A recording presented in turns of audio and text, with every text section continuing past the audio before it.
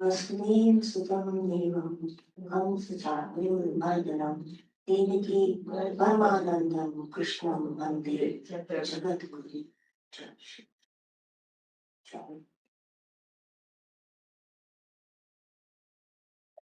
ये श्लोक बताते हैं कि भगवान श्री कृष्ण ही जगत गुरु हैं और हम उनको गुरु रूप में देखते हैं यहाँ पर, और उनसे ही अपने आध्यात्मिक उत्थान के लिए प्रार्थना करते हैं। तो विभूति योग में भगवान अर्जुन को बता रहे हैं अपनी प्रकट विशेषताओं के बारे में। अर्जुन अधिक से अधिक भगवान के बारे में जानना चाहता है। तो भगवत गीता को हम देखते हैं कि 3 पार्ट्स में कई संतों ने बांटा है।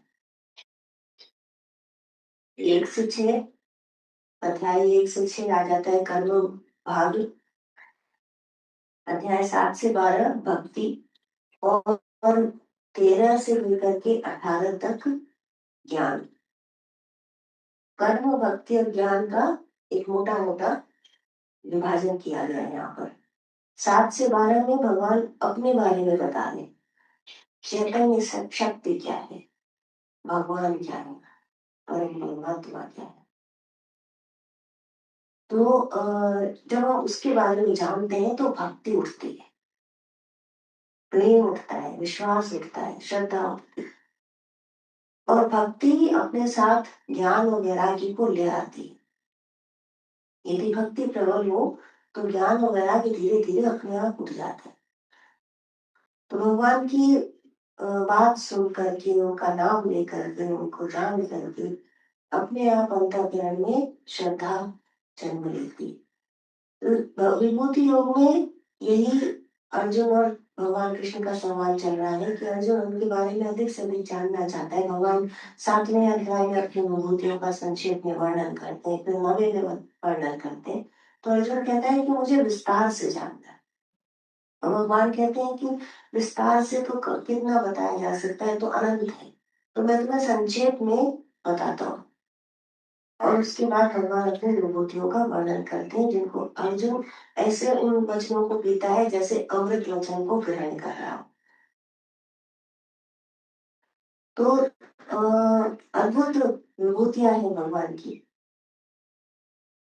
संक्षेप में अगर उसकी बात की जाए तो भगवान अर्जुन को ये बता रहे हैं कि मुझे किसी एक विशेष वस्तु में मत देखो, तुम कहीं एक जगह मत देखो, मुझे तुम यहाँ से वहां तक देखो, कि इस काल से उस काल तक देखो, और काल के परे देखो, कि जो तुम्हारा शरीर यहाँ पर है वहां तुम अपनी अंतर चेतना से ब्रह्मांडीय चेतना तक मुझे देखो, कि तुम जहां से काल शुरू नहीं हुआ वहां से लेकर के अनंत काल तक आने वाले काल तक तुम मुझे देखो, कि तुम हर छोटी से छोटी वस्तु में और बड़ी से बड़ी वस्तु में मुझे देखो, कि मैं सर्वत्र हूँ। और यही बात जो विभूति योग में भगवान अर्जुन को बता रहे हैं, यही बात उसको तैयार करती है आगे विश्व दर्शन के लिए। जो 11वां अध्याय आता है तब, कि कैसे भगवान ने अर्जुन को विश्व रूप का दर्शन कराया, कि वो सत्ता जो सबके अंदर है वो किस प्रकार प्रकट होकर के अर्जुन के सामने आती है और अर्जुन का दर्शन करता है। तो हर कण में विद्यमान वो सत्ता, वो विष्णु स्वयं का वर्णन कर रहे हैं। 20वें श्लोक से भगवान ने आरंभ किया था, अहम आत्मा गुणाकेश सर्वभूताशय स्थितः अहमादिश्यमर्थं च भूतानामन्तु एव च आदित्यानामहं विष्णु ज्योतिषां रविरंशुमान् मरीचिर्मरुतास्मि नक्षत्राणामहं शशि। अब 22वां श्लोक आता है, वेदानां सामवेदोऽस्मि देवानामस्मि वासवः इंद्रियाणां मनश्चास्मि भूतानामस्मि चेतना। मेरे साथ साथ बोलिए, वेदानां सामवेदोऽस्मि देवानामस्मि वासवः इंद्रियाणां मनश्चास्मि भूतानामस्मि चेतना। रुद्राणां शंकरश्चास्मि नित्येषु यक्षरक्षसाम् वसुनां पावकश्चास्मि मेरु शिखरिणामहम् रुद्राणां शङ्करश्चास्मि विद्वेषो लक्षसाम् वसूनां पावकश्चास्मि मेरुः शिखरिणामहम् पुरोधसां च मुख्यं मां विद्धि पार्थ बृहस्पतिं सेनानिमामहं स्कन्दः सरसामस्मि सागरः पुरोधसां च मुख्यं मां विद्धि पार्थ बृहस्पतिं सेनानिमामहं स्कन्दः सरसामस्मि सागरः।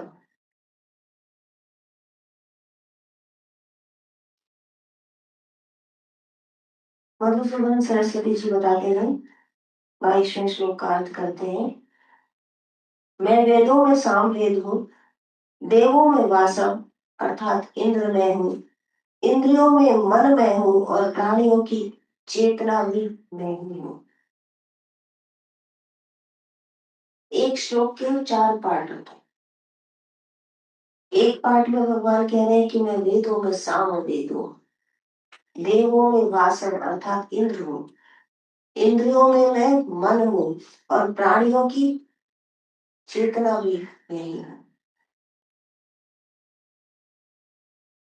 तो हम अलग अलग प्राणियों को देखते हैं, उनको अलग अलग रूपों में देखते हैं और जो अधिक प्रतिष्ठित होते हैं समाज में, हमें लगता है कि उनके अंदर शायद भगवान की अभिव्यक्ति अधिक है। कि जैसे भी कोई बहुत बढ़िया प्लेयर हुआ या कोई बॉलीवुड का स्टार हुआ, कोई डांसर हुआ, कोई पेंटर हुआ, कोई बहुत बड़ा उद्योगपति है, रिच है, तो हम उसको बहुत सम्मान के साथ देखते हैं। हमारे अंदर उसके लिए एक तरह की श्रद्धा, एक भाव होता है। लेकिन भगवान कह रहे हैं कि वो नहीं कहा भगवान ने कि वो मैं हूँ। यदि वो भगवान की विशेषता होती तो भगवान कहते I am the richest man of the world.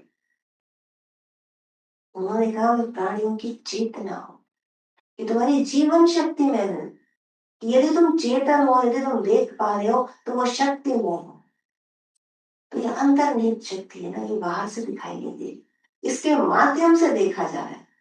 जो दिख रहा है वो नहीं, जिसके माध्यम से तुम देख रहे हो वो मैं हूं। और जिसके माध्यम से तुम देख रहे हो और जिसे देख रहे हो, फिर वो भी मैं ही हुआ ना। और कुछ कैसे हो सकता है कि जिसके बिना तुम किसी वस्तु को देख नहीं सकते, वो उस वस्तु से अलग नहीं हो सकता। ट्राई टू अंडरस्टैंड दिस, कि जैसे तुम प्रकाश के बिना यदि किसी को देख नहीं पा रहे तो वो प्रकाश से अलग नहीं हो सकता। दैट इज आध्यात्मिक यौगिक लॉ। यदि तुम किसी वस्तु किसके बिना, तुम ऊर्जा के बिना किसी चीज को देख नहीं पा रहे तो वो ऊर्जा ही है। तुम्हें एटॉम चाहिए, तुम्हें फोटॉन्स चाहिए, to see, to perceive, to listen, to experience, तो वो उससे अलग नहीं हो सकता। तो ब्रह्म सत्ता के बिना जो दिख रहा है वो उससे अलग नहीं हो सकता, उसके बिना तुम उसे देख नहीं सकते। तो वो ब्रह्म के अतिरिक्त और कुछ हो नहीं सकता। तो प्राणियों में चेतना भगवान कह रहे हैं मैं हूं। अब वेदों में सामवेद बताया भगवान ने, चारों ही वेद भगवान का वर्णन करें।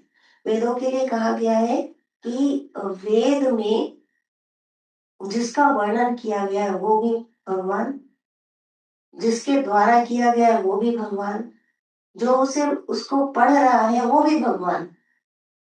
द नॉलेज, द ज्ञान इज इटसेल्फ द लॉर्ड। जो ज्ञान है वही भगवान है। और जो जिसने ज्ञान दिया है वो भी भगवान है, और जिसके बारे में कहा गया है वो भी भगवान। तीनों। तो लेकिन उसमें भी उन्होंने बताया कि जो सामवेद है, 4 वेद है ना, यजुर्वेद, अथर्ववेद, ऋग्वेद और सामवेद, तो उन्होंने कहा जो सामवेद है वो मैं हूँ। मेरी सत्ता को तुम जानना चाहते हो, यदि उस अंतर्निहित, अब क्या क्या इसमें विशिष्ट आ गया कि एक अंतर्निहित फैक्टर जो सबके अंदर प्रवेश कर रहा है, वो चैतन्य शक्ति।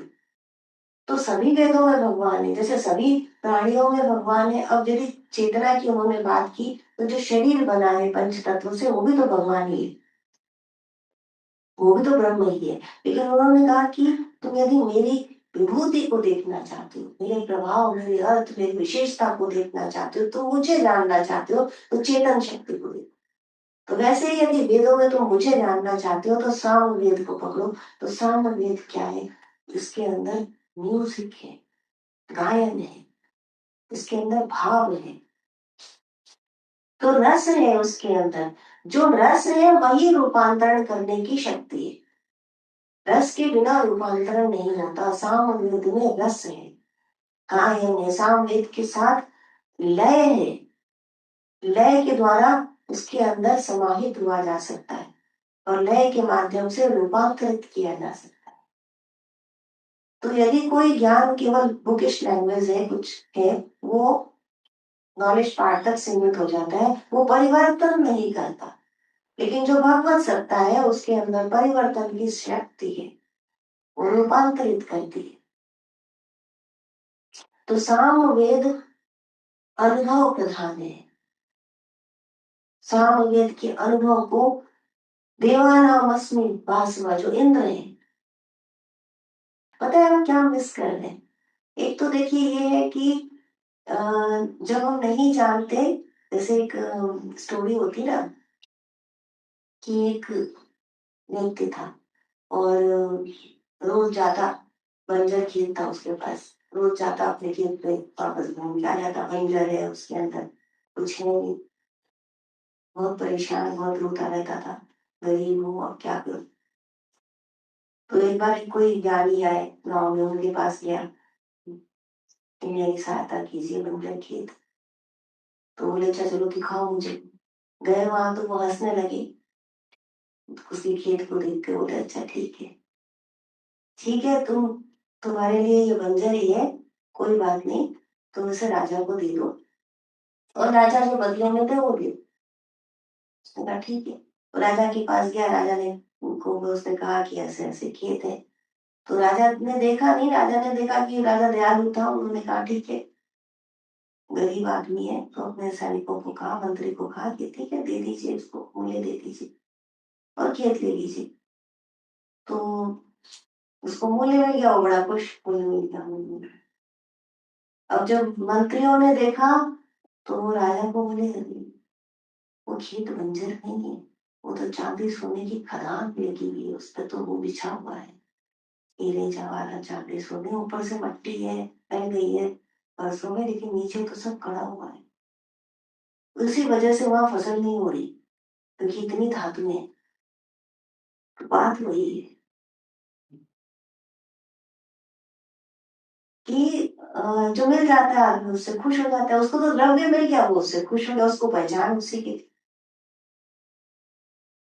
तो लिख करके जो नॉलेज मिल गई उससे खुश हो गया, पहचान उसी की, और वो जाए उस खेत पे घूम के वापस आ जाए, बंजर बंजर।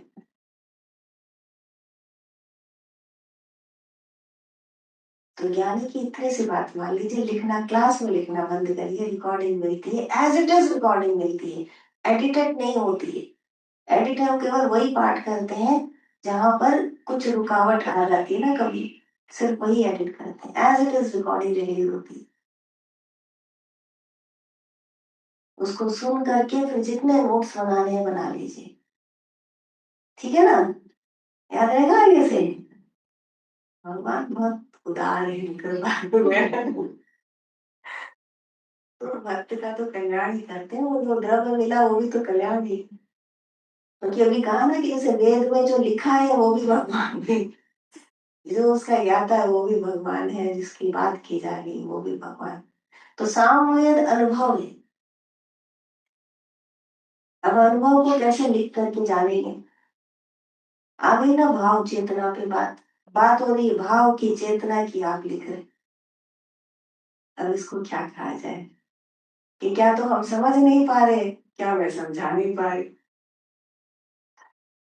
तो भाव को अनुभव करने की बात हो रही है। भगवान तो बता ही रहे कि मैं तो चेतना हूँ, तुम तो शरीर में पड़े हो, पंच धातु का शरीर, उसके बाद पकड़ी पेंसिल, कागज क्यों ली। उससे जो लिख करके शब्द निकले वही कल्याण करें।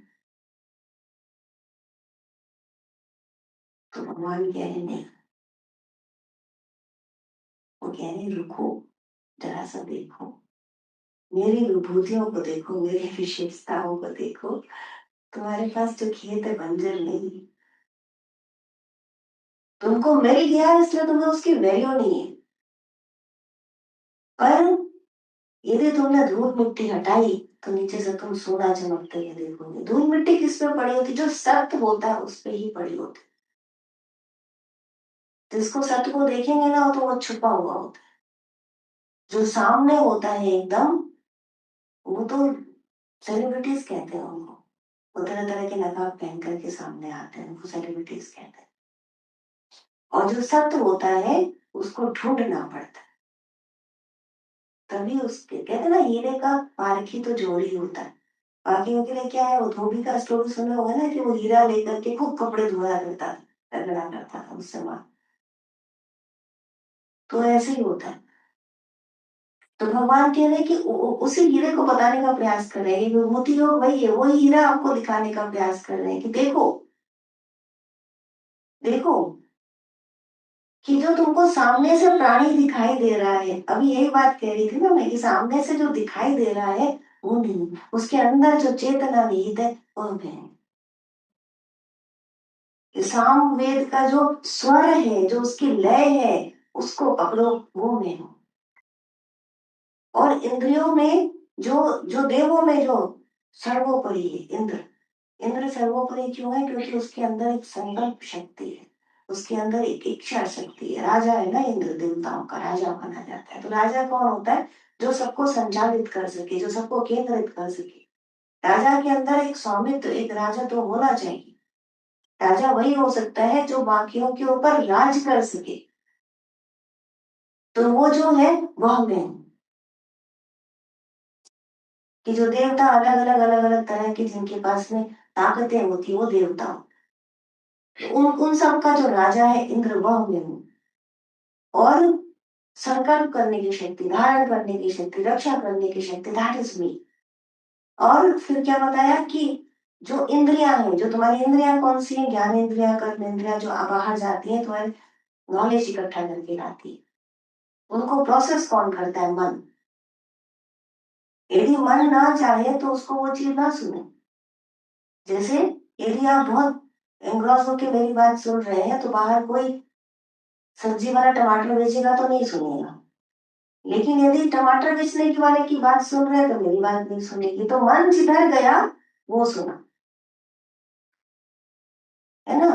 तो इंद्रिय, श्रवण इंद्रिय काम नहीं, डेटा प्रोसेस नहीं कर रही, केवल डेटा कलेक्ट कर रही। उसको प्रोसेसिंग कौन कर रहा है? That is your mind. तो जिसके पास वो पावर है, भगवान कह रहे हैं वह मैं हूं। और इस सबसे भी डीपर, इस सबसे भी अधिक गहरा कौन जा रहा है? चेतना, प्राणियों की चेतना, वह मैं हूं। जो जीवन शक्ति दे रही है वह मैं हूं। रुद्राणाम शंकरश्चास्मि, वित्तेषु यक्ष रक्षसाम, वसूनां पावकश्चास्मि, मेरु शिखरिणाम अहम्। तो जो रुद्र है, मैं रुद्रों में शंकर हूँ। यक्ष और राक्षसों में वित्तेश अर्थात कुबेर मैं हूँ। वसुओं में अग्नि भी मैं हूँ, और मैं ही पर्वतों में सुमेर हूँ। अब ये शिखर की बात कही भगवान ने। पर्वतों में मैं सुमेर हूँ। तो 11 रुद्रों में शंकर हूँ। 11 रुद्र माने जाते हैं। देवों के एक वर्ग का नाम रुद्र है। ये संख्या में 11 है। वीरभद्र, शंभु, गिरीश, अज, एकपाद, अहिर, बुध्यन, बुध्यन, पिनाकी, भवानीश, कपाली, दिक्पति और स्थाणु। इन 11 रुद्रों का जो शम कल्याण करता है वह शंकर है। शंकर अर्थात शंभु, जिससे शम कल्याण होता है, वह शंभु। यह शंभु अर्थात शंकर ही 11 रुद्रों में सर्वश्रेष्ठ है, अतः भगवान ही रुद्रों में शंकर है। वह परमात्मा ही रुद्रों में शंकर है, जो कल्याण में है, जो कल्याण करता है।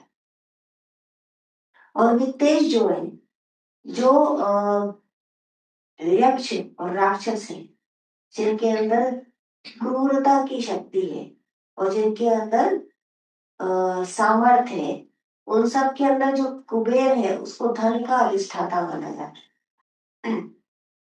और भगवान शंकर का कैलाश पर्वत और कुबेर की अलकापुरी ये पास पास माने जाते हैं, ये समीप है।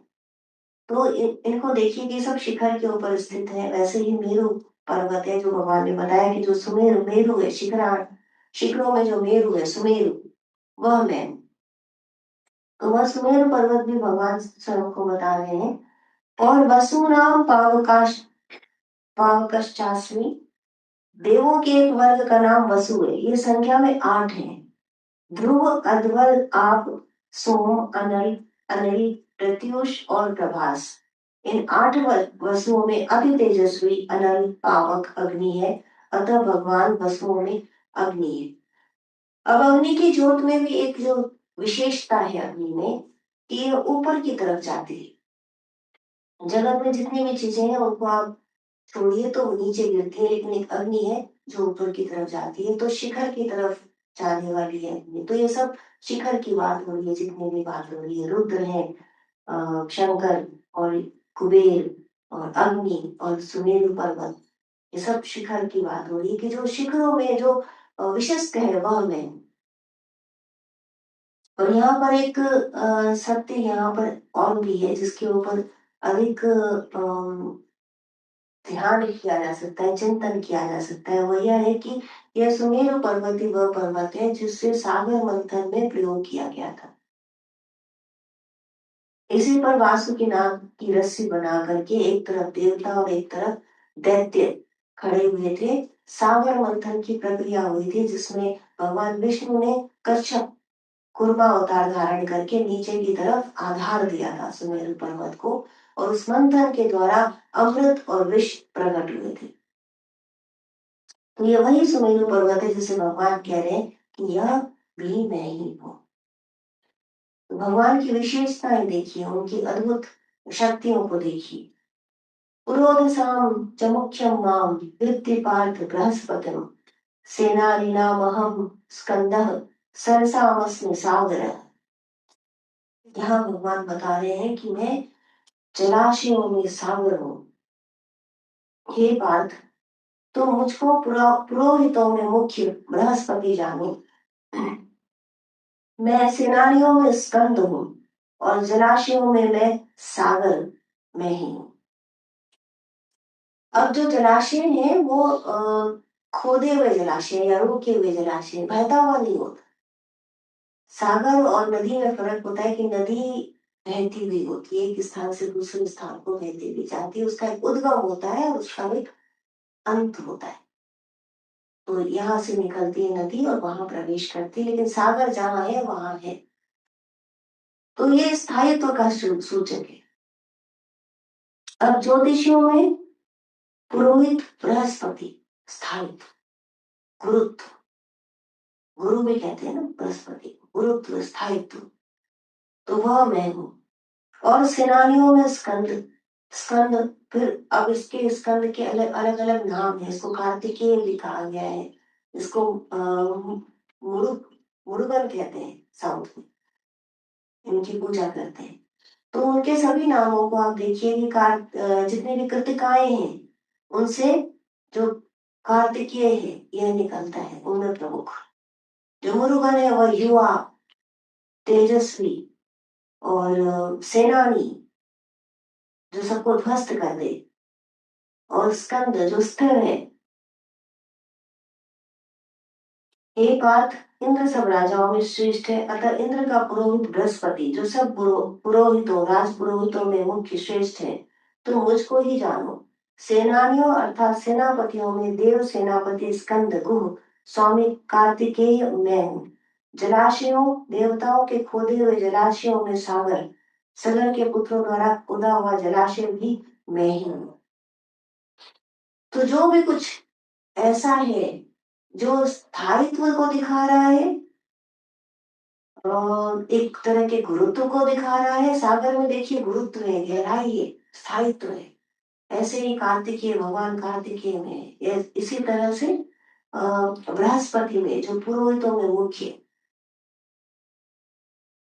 इंद्र का, इंद्र अभी बताया भगवान ने कि देवताओं में इंद्र में हूँ। अब इंद्र का जो पुरोहित हुआ उसके अंदर कितना अधिक गंभीरता और स्थायित्व आ गया, तो वह मैं हूँ बृहस्पति।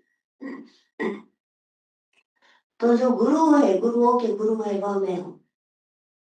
और गुरुत्व भी सागर में मिल रहा है, गुरुत्व भी हमें कार्तिकीय भगवान में मिल रहा है। तो यह भगवान बता रहे हैं कि मैं हूँ, तो मुझे देखो। तो चींटी से लेकर के और हाथी पर्यंत मैं ही हूँ, कि एक अणु से लेकर के संपूर्ण ब्रह्मांड और उसके परे मैं ही हूँ, कि इस सब के अंदर जो पिरोया हुआ है वह मैं ही हूँ। कि तुम फूलों को देखो, उसकी पत्ती पत्ती को देखो, वह मैं ही हूँ। और यदि फूलों की माला है तो उसके अंदर जो धागा है वह मैं हूँ, जो दिखाई नहीं दे रहा, लेकिन जिसने उसको धारण किया हुआ है वह मैं हूँ। क्या भगवान बता रहे।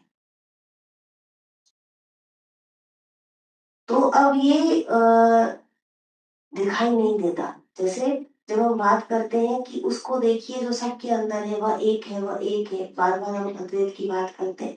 लेकिन अब अद्वैत को कैसे देंगे, तो तुम्हें तो दिखाई नहीं देता अद्वैत, तो कैसे देखोगे अद्वैत, वो एक शक्ति तो दिखाई नहीं देगी। तो इसलिए विभूति योग में भगवान उस मैनी को दिखा रहे कि सी मी इन माई मैनी फॉर्म्स, कि तुम्हें एक मेरी सत्ता नहीं दिखाई दे रही, लेकिन तुम अलग अलग मेरी सत्ता को तो देख सकते हो ना। अलग अलग तो सब दिखाई दे रहे हैं, रूप रंग सब दिखाई दे रहे हैं अलग अलग, तो उस सबके अंदर मैं हूँ, इसको तो देख सकते हो।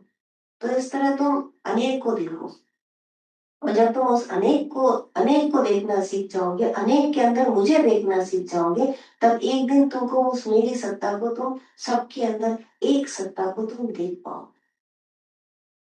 तो पहले वो सिखा रहे हैं कि द्वैत को देखो, अनेक को देखो, लेकिन इस तरह देखो कि जो भगवत प्रदान की हुई दृष्टि होती है ना, उस तरह देखो कि उस सब के अंदर मैं हूँ, जो भगवान का मैं बता रहा है हर जगह की मेरा प्राकट्य है सर्वत्र, उसको देखो।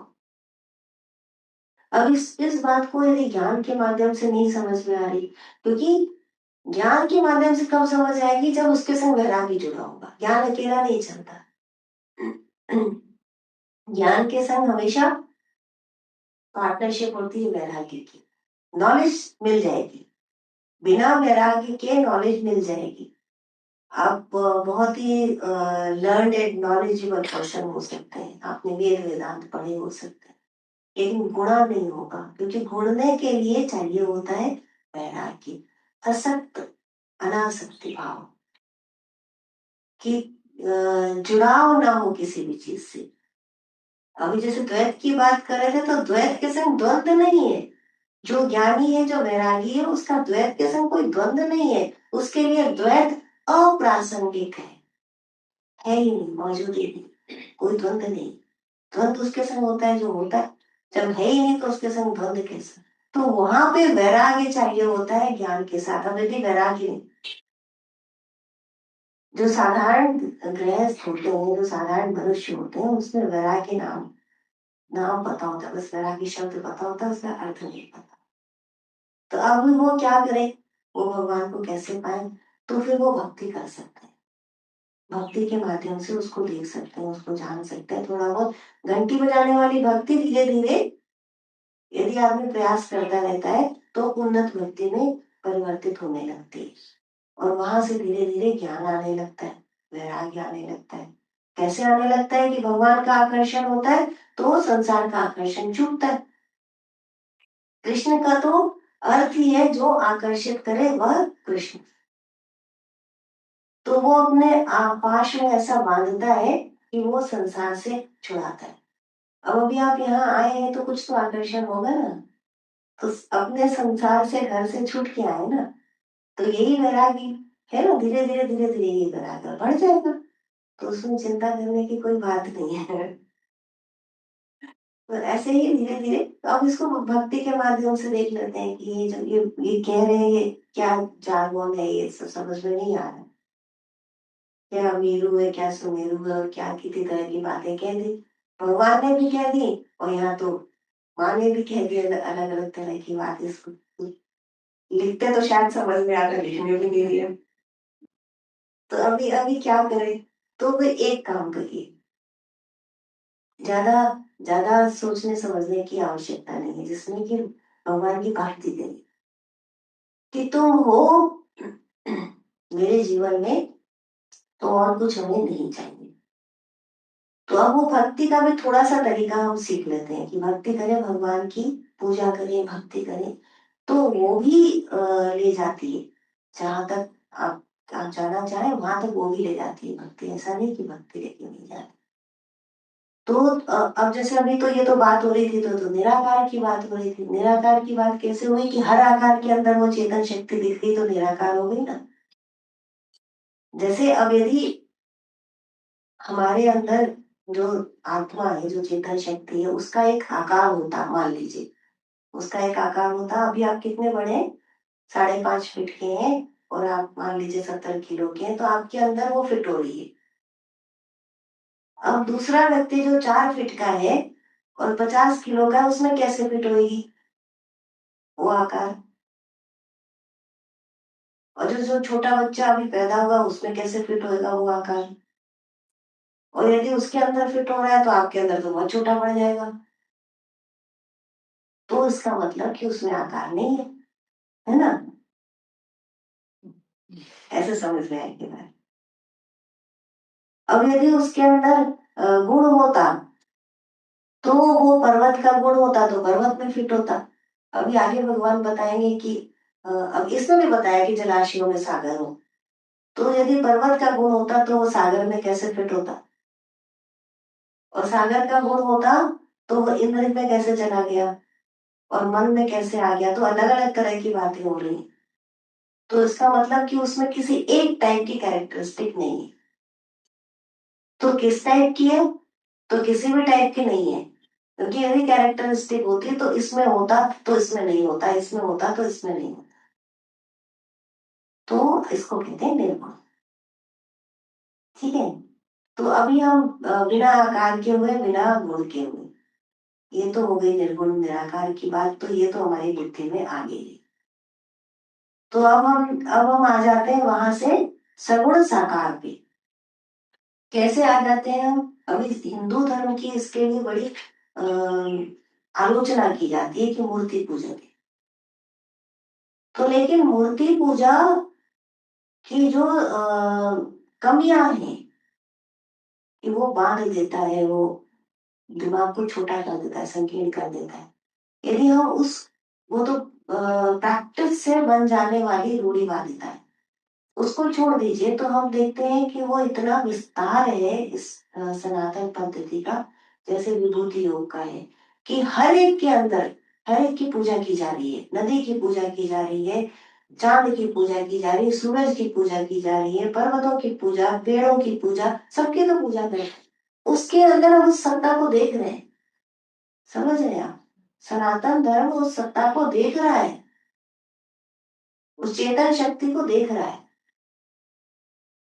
तो इसी का रूप यहाँ लाने की कोशिश करी आनंद आश्रम में। मैं बार बार थोड़ा थोड़ा बताती रहती हूँ उसके लिए, कि आपको इस जगह की पवित्रता का भास हो,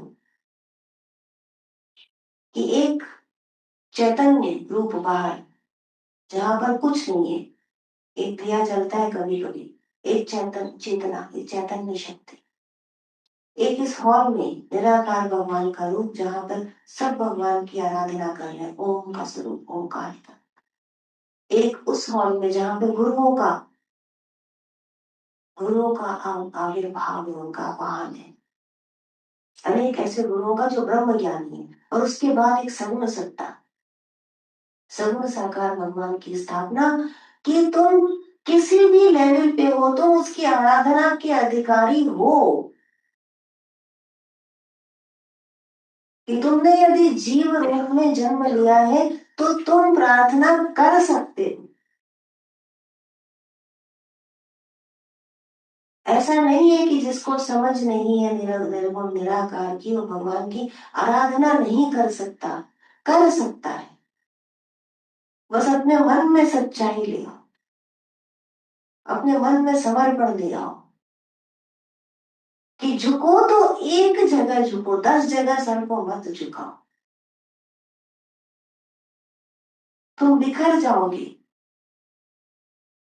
उस एक सत्ता को पहचानो, उसके सगुण रूप को ध्यान करना है तो उसका ध्यान कर लो। It's one and the same. भगवान तो बता ही रहे विभूति योग में कि मैं हर जगह हूं। तुम सड़क से एक पत्थर ले आओ और उसको पूजना आरंभ कर दो, देखो उसमें शक्ति आ जाएगी, तुम्हारे भाव से उसमें जागृति आ जाएगी। और एग्जैक्टली यही करते हैं हम दुकान से जब मूर्ति खरीद करके लाते हैं तो वो क्या होती है, किसी पत्थर से, मिट्टी से, रंगों से बनाई हुई संरचना ही तो है एक साधारण आदमी की। तो उसमें भगवान कब प्रवेश करते हैं, जब तुम उसकी आराधना करते हो। तो सगुण सत्ता का भी यहाँ पर आविर्भाव है, दैट इज भक्ति। भक्ति में दो होते हैं, एक मैं और एक भगवान, मेरे भगवान, मेरे आराध्य।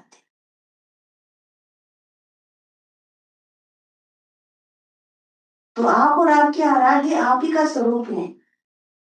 वो आपके ज्ञान को बढ़ाते हैं, आपके ध्यान को बढ़ाते हैं, आपकी सद्बुद्धि को बढ़ाते हैं, आपके अंदर के ईश्वर को बाहर प्रकट करते हैं। तो जब भक्ति करें, जब मंदिर में जाएं, आंख खोल के जाइए, भगवान का दर्शन करिए, दैट इज कॉल्ड दर्शन। उनकी आंखें हमेशा खुली होती हैं, अपनी खुली आंखों से उनको देखिए, का दर्शन करिए, उनके दर्शन करके उनके गुणों का वर्णन करिए, मन में उनके लिए भाव लाइए। दर्शन करके आदमी कुछ क्षणों को आंखें भी बंद करता है कि उस रूप को अंदर उतारने के लिए, लेकिन फिर आंख खोल के फिर दर्शन करता है।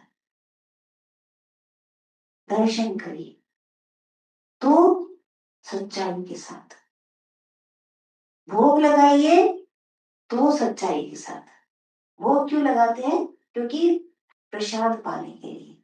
भगवान नहीं खा लेते, लेकिन हम उनको प्रेम से खिलाते हैं तो उसके अंदर रस आ जाता है। कहते हैं ना कि प्रसाद अपने आप अच्छा हो जाता है। कैसे अच्छा हो जाता है, बढ़िया स्वाद हो जाता है, क्योंकि उसके अंदर वो रस प्रवेश कर जाता है। तो हमेशा ऐसे सोचिए कि जो काम आप अपने माता पिता, अपने पति, अपनी पत्नी, अपने बच्चों के साथ कर रहे हैं, वही भगवान के संग करिए, उससे अलग नहीं। तो यदि आप खराब चीज का भोग अपने बच्चों को, माता पिता को नहीं दे सकते, तो भगवान को भी नहीं दे सकते ना। और उससे ऊपर उठाइए अब उनको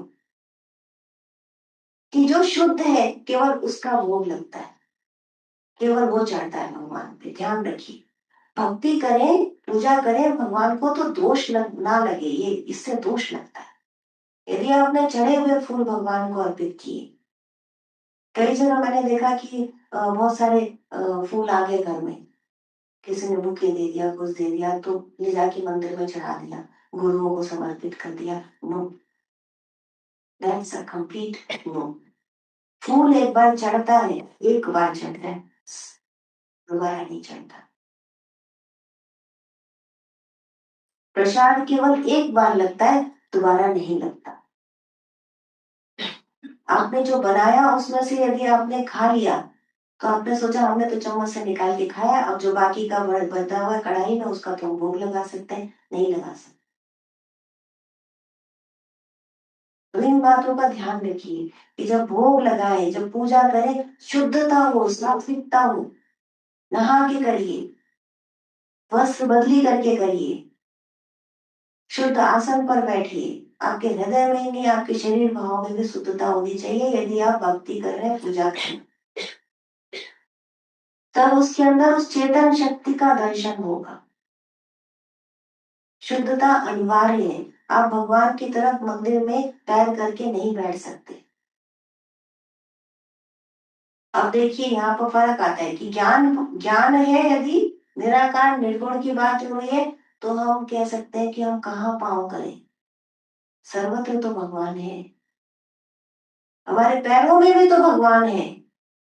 लेकिन अभी यहाँ भक्ति की बात यदि कर रहे हैं, अलग अलग, दोनों को अलग अलग देखिए, समझिए बातों को। नहीं तो दोष होते रहेंगे, पाप कर्म होते रहेंगे। बहुत अच्छी तरह इस बात को समझिए कि भक्ति पूजा क्या है और ध्यान ज्ञान क्या है। अलग अलग धाराएं हैं जिनका केंद्र वही सागर है, जिनका जिनका अंतिम ध्येय वही परमात्मा है, लेकिन उनकी रीति, उनका तरीका, उनका व्यवहार, उनका आधिपत्य, उनका स्वामित्व अलग अलग है।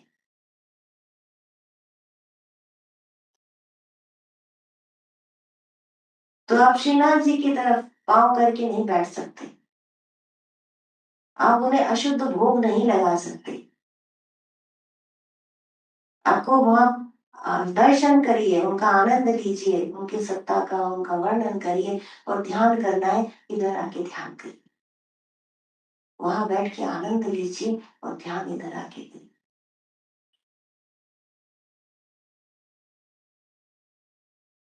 फूल चढ़ाइए जो शुद्ध हो। अपने को मिला हुआ बुके कभी मत रख दीजिएगा भगवान के आगे, गुरुओं के आगे, नो। पाप के दोषी बनेंगे, पाप के भागी बनेंगे।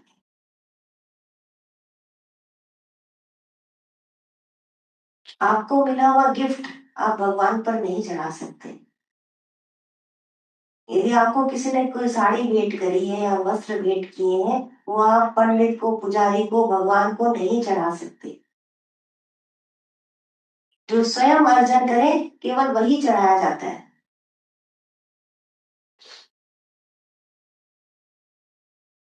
तो भक्ति के पूजा के भी तरीके होते हैं, उसको उस पर ध्यान दीजिए। शुद्ध बर्तन होना चाहिए।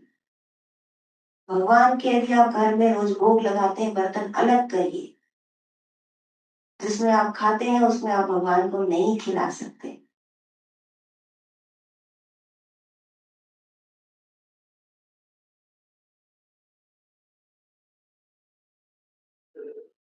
तो ज्ञान और ध्यान नहीं तो भक्ति लाइए, कर्म लाइए, पर पूजा करें तो शुद्धता से करिए।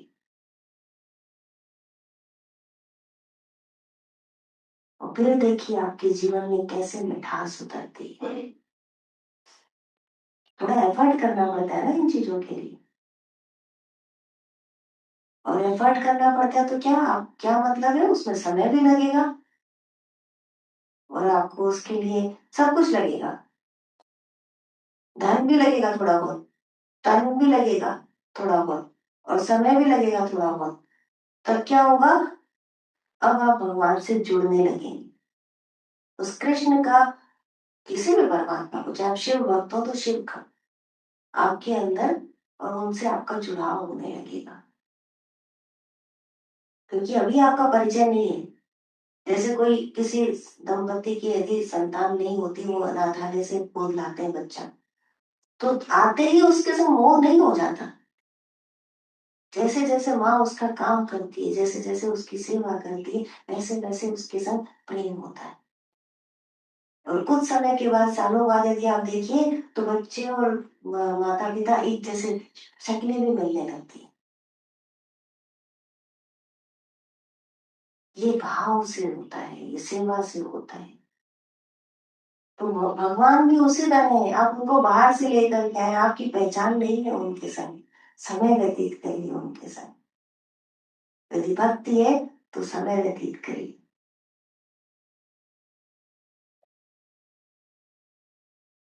तब आगे बढ़े।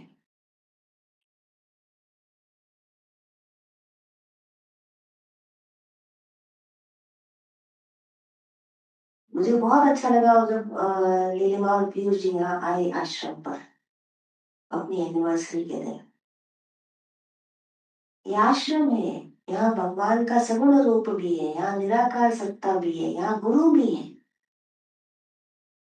तो सबसे पहला यही आना होना चाहिए, ये तो अपने मन से आना चाहिए। ये आश्रम है हमारा, तो हम इसको छोड़ करके हम दर दर जाएं, उसके पहले यहाँ आए। यदि आपके जीवन में कोई शुभ दिन आया है, तो क्या करते हैं आप अपने घर में अपने पेरेंट्स का पैर नहीं छूते,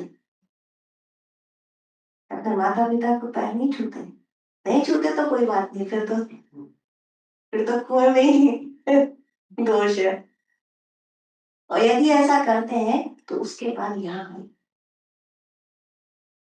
ये भाव अंदर से होना चाहिए। लिखना है तो ये लिखिए, ये लिखिए, ये नियम है, ये आपके जीवन को सुधारेंगे।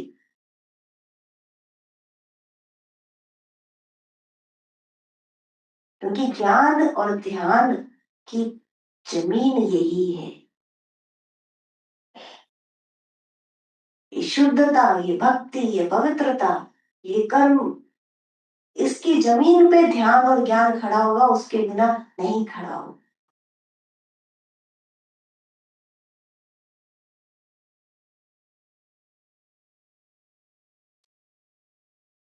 बहुत अच्छी तरह मेरी बातों को समझिए। मैं ये नहीं कह रही कि आप भक्ति पूजा जरूर करिए, मैं ये कह रही हूँ कि यदि ज्ञान नहीं आ रहा तो भक्ति और पूजा करिए।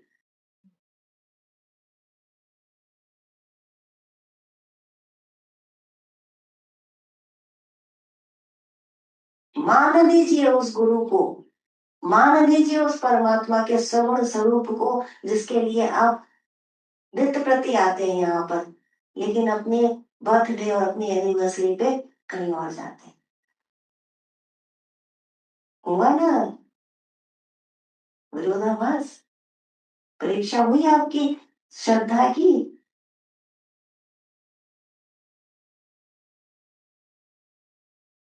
सेवा दीजिए। आश्रम का अर्थ समझते हैं? सेवा, सेवा दीजिए।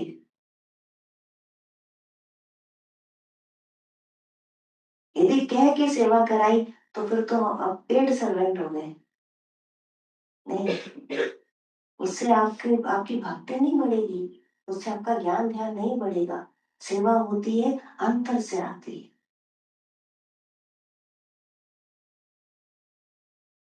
कि हम आकर के सेवा दे, कभी आकर के हमने यहाँ पर पोछा लगा दिया, कभी आके हमने यहाँ पर जाके इलेक्ट्रिसिटी को चेक कर लिया कि ठीक है कि नहीं, जो आता है सेवा होती है आश्रम की।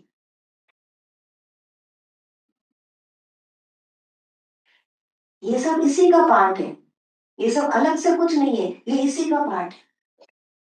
भगवान कहते हैं मुझे देखो तुम हर उसके अंदर जो उसको जीवित कर रहा है। एक आश्रम को कौन जीवित करता है? आश्रम के नाम से आपके अंदर क्या इमेज आती है? शांत वातावरण, गुरु है कोई, परमात्मा का ध्यान है वहां, शिष्य सेवा कर रहे हैं। आता है कि नहीं? अब अपने हृदय पर याद ध्यान रख करके देखिए कि आप क्या कर। तो वो उसकी सत्ता है, वो उसकी चेतना है। जैसे प्राणियों की चेतना है ना, जो उसको दिखाती है, उसको जीवित करती है, वैसे ही भगवान की जो सगुण साकार भगवान है, उसकी उसका क्या है, अंतर्निहित सत्ता, कि उसका भक्त उसे देख रहा है।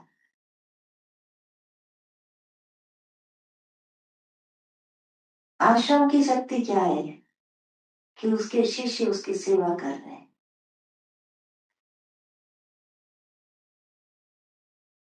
ज्ञान की चेतना क्या है? कि वो वैरागी के हृदय में है प्रकाश।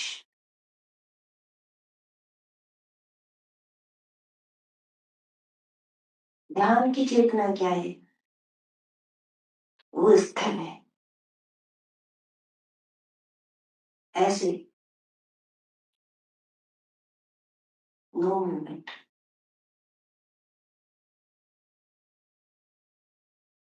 Can you please stay for 5 seconds?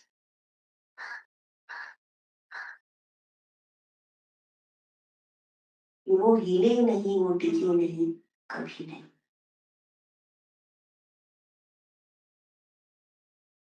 स्थिरता के लिए जो जमीन है वो स्थिर होनी चाहिए। और आधार क्या दिया भगवान ने? बताया ना कि सुमेरु पर्वत का आधार भगवान स्वयं बने। और अभी बता रहे हैं कि सुमेरु पर्वत भी नहीं।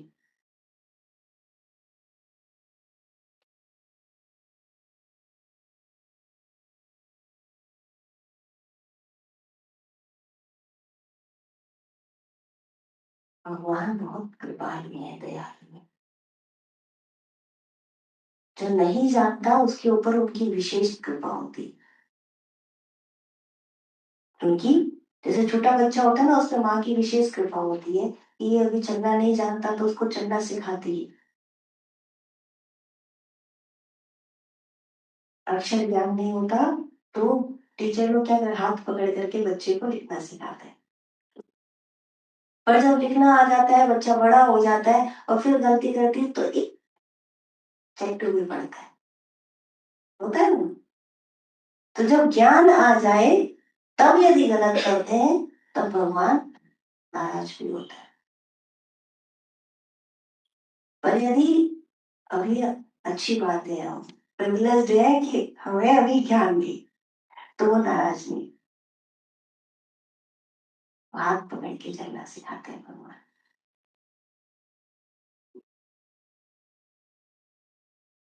जय श्री कृष्ण।